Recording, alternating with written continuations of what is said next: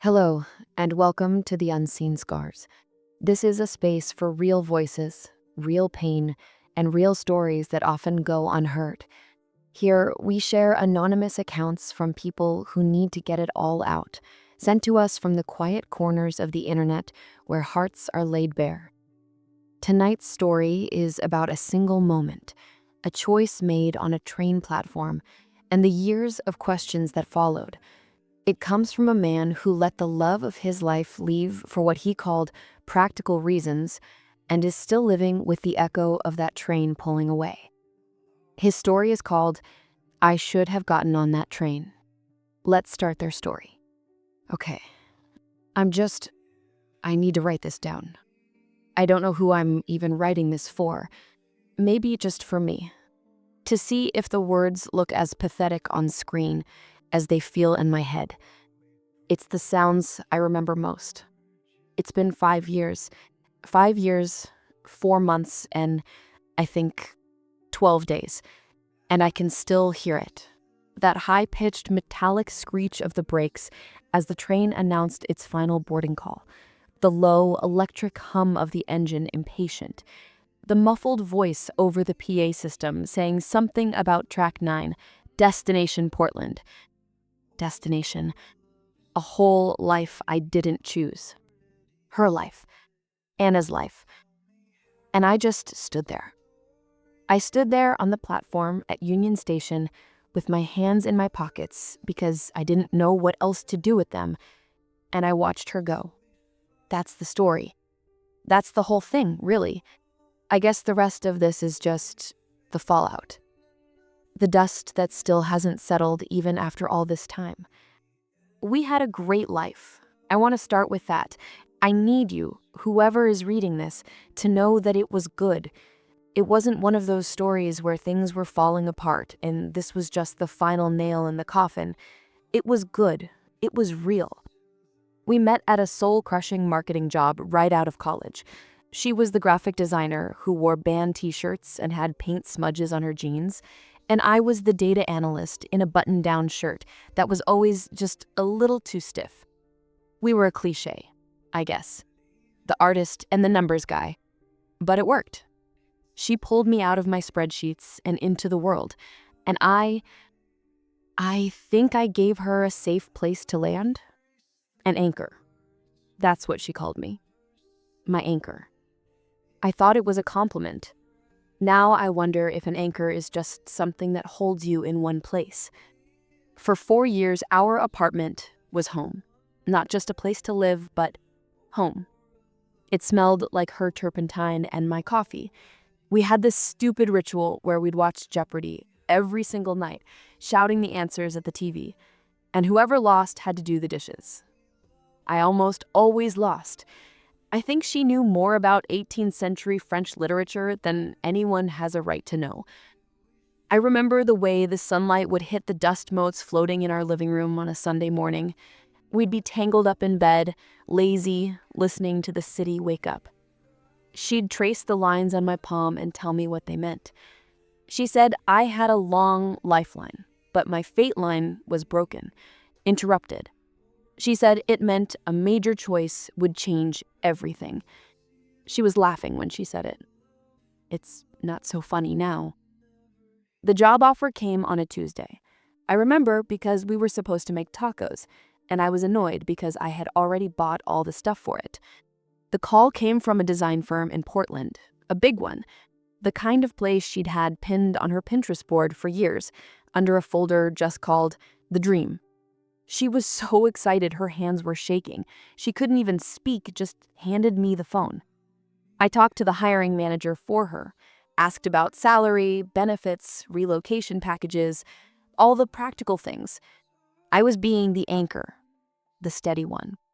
When I hung up, she was crying. Happy tears. She jumped into my arms and we fell back on our worn-out IKEA couch, laughing. She kept saying, "We did it. We did it." We. That word hung in the air for weeks.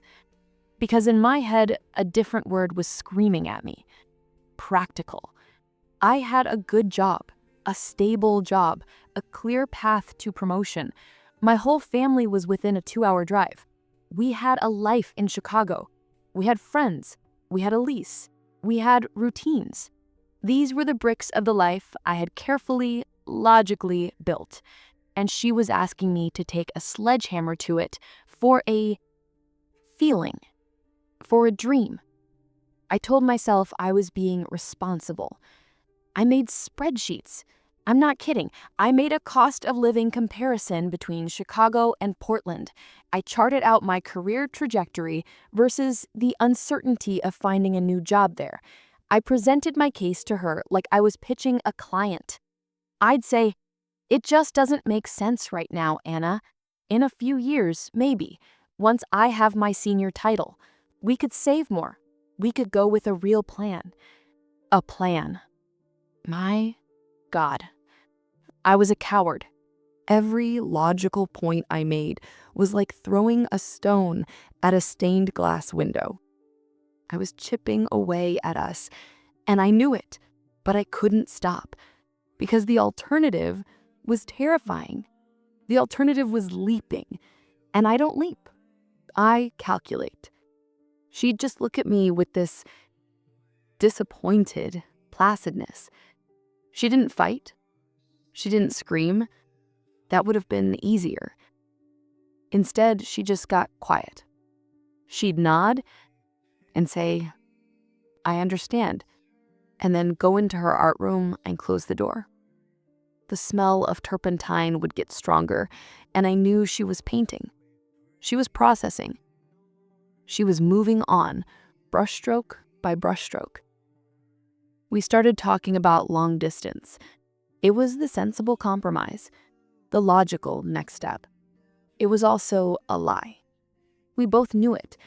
It was the polite way of saying, "I am choosing my dream, and you are choosing your stability. And we are now on two different paths that will never, ever meet again." But we pretended. We talked about visiting once a month. We looked at flight prices. We talked about who would get which coffee mugs. The whole time, it felt like I was watching a movie of my own life. I was a spectator to my own heartbreak, just watching it unfold frame by frame and doing nothing to stop it. I was a passenger. My friend Dave told me I was an idiot. "Just go," he said. "You're a data guy. They have data in Portland. It's the love of your life, man." But I'd just shake my head and list my reasons. The promotion, the lease, the market. They were my shield, my excuses, my cage. The last week was a blur of cardboard boxes and packing tape. Our apartment shrank with every item that went into a box until it was just an empty, echoing space with memories clinging to the walls. We barely spoke. We moved around each other like ghosts. We made love one last time, and it was desperate and sad. It didn't feel like a connection. It felt like a goodbye. I held her afterwards, and I could feel her shaking. Or maybe that was me. Then came the day, the train station. It was a gray, miserable morning in April, the kind of day that feels like the sky is pressing down on you. She had 2 big suitcases and a backpack. She was wearing the red wool coat I bought her for her birthday 2 years prior. Her hair was tucked into a beanie. She looked small and incredibly brave. We didn't know what to say. We'd said it all and none of it. "You'll call me when you get there?" I asked. Stupid. Of course she would. "Yeah, of course." Her voice was tight. "Okay. Okay."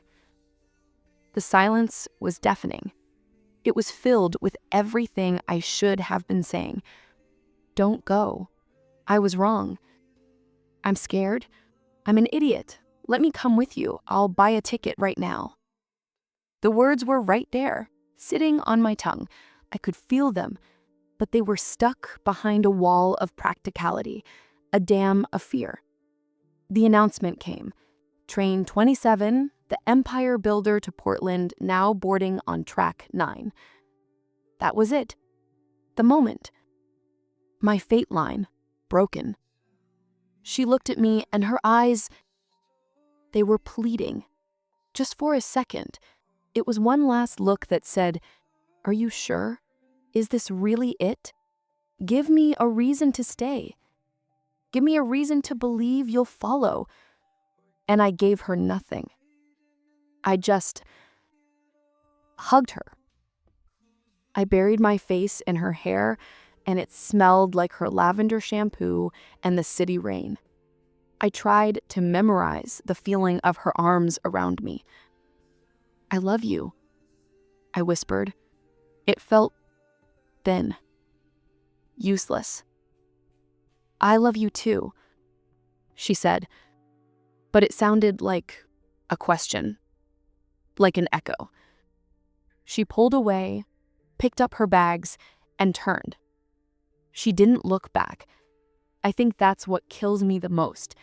She didn't give me a final cinematic glance over her shoulder. She just walked toward the train, got on, and disappeared. And I stood there. I just stood there. Like a statue, an idiot, an anchor, stuck in the mud.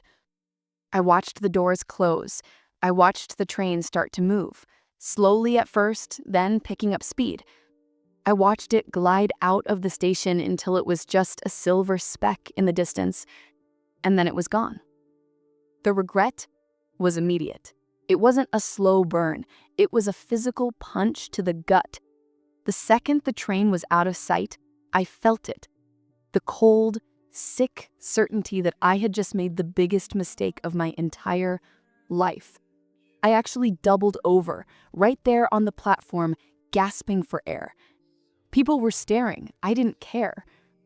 The world had gone from full color to black and white in the span of 30 seconds. We tried. For about 2 months, we tried. We did the nightly FaceTime calls. But the time difference was awkward. She was just getting home from her new, exciting job, full of stories about her cool colleagues and the amazing projects she was working on. I was getting ready for bed, drained from my same old job with nothing new to report. I could feel the distance growing. Not just in miles, but in experience. Her world was expanding, and mine was exactly the same. I became a chore, a nightly check-in from her old life, and I started to resent her for it. I resented her happiness because it highlighted my own stagnation. How twisted is that? I hated her for succeeding in the dream I was too afraid to be a part of. The calls got shorter.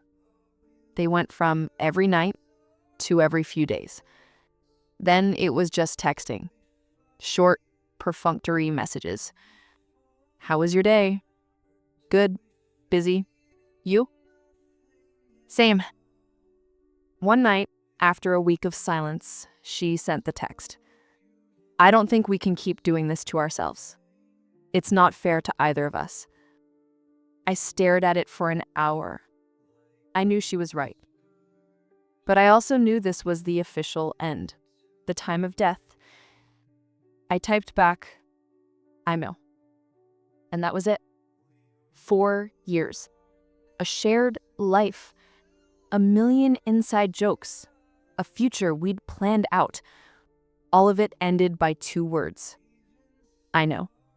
I didn't fight, just like I didn't fight for her to stay, just like I didn't get on the train. I just let it happen. The first year was numb. I buried myself in work. I got that promotion. I used the extra money to buy a condo in a nicer neighborhood. I did all the things my plan had laid out. I was checking the boxes. And I was miserable.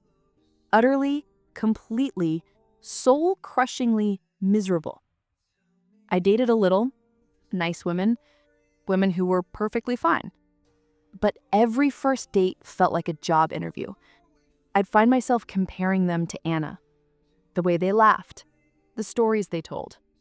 It was all a pale imitation. I couldn't connect because my heart was still standing on a train platform 500 miles away. Of course, I stalked her on social media. I'm not proud of it. It was like a form of self-harm. I'd scroll through her pictures, watching her build a new life. Pictures of her hiking in the mountains. Pictures with her new friends, all of them creative and interesting. Pictures of her in her new apartment, which was filled with light and plants. Then, about a year and a half after she left, a picture with a new guy. He had a beard and kind eyes. They were at a brewery, laughing. He had his arm around her. I felt like I was going to throw up. I blocked her that night for my own sanity, but it didn't work. I'd just unblock her a week later. I was an addict. It's been 5 years now. 5. I have a good life, on paper. I'm a senior analyst. I own my own place. I'm financially secure. I am the embodiment of a practical, successful life. And I am completely, utterly, soul-crushingly alone. The silence in my condo is deafening. I don't watch Jeopardy anymore. It hurts too much. Sometimes I'll be cooking dinner and I'll automatically reach for 2 plates before I remember. Sometimes I wake up in the middle of the night and for a split second, I think I can smell turpentine. A few months ago, I ran into our mutual friend Sarah. We got coffee. She was hesitant at first, but she finally told me. Anna's married to the guy with the beard. They bought a house. They have a dog, a golden retriever. Anna always wanted a golden retriever. Sarah said, "She's really happy, Mark. She really is." She said it kindly, like she was trying to grant me some sort of closure, but it wasn't closure. It was a confirmation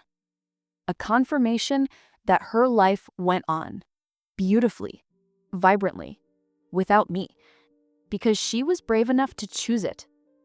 My life didn't end, it just stopped. It's been on pause since the moment that train left the station. I'm just living in the epilogue of a story that should have been an epic. I know I'm romanticizing it. Maybe we would have gone to Portland and broken up in 6 months. Maybe we would have fought all the time. Maybe it wouldn't have worked. I know that. Logically, I know that. But I'll never know for sure. And that's the hell of it. That's my punishment. I don't get to know what would have happened. I'm just stuck with what did. I'm stuck with the perfect, untarnished memory of what we were and the infinite, agonizing possibilities of what we could have been. All because I was too scared to pack a bag and take a leap of faith. All because of a spreadsheet. I think about that day on the platform all the time. I play it over and over in my head, but in my version, I do it differently. In my version, when she looks at me with those pleading eyes, I say the words. I say, "Wait, I'm coming with you." In my version, I drop everything, I run to the counter, I buy a one-way ticket, and I get on that goddamn train. But I can't change it. All I can do is sit here in my quiet, practical, empty life and wonder, I should have gotten on that train. That's where he is, still standing on that platform in a way. Thank you to the man who shared this story with us. And to you listening, thanks for being here for these stories. Until the next one.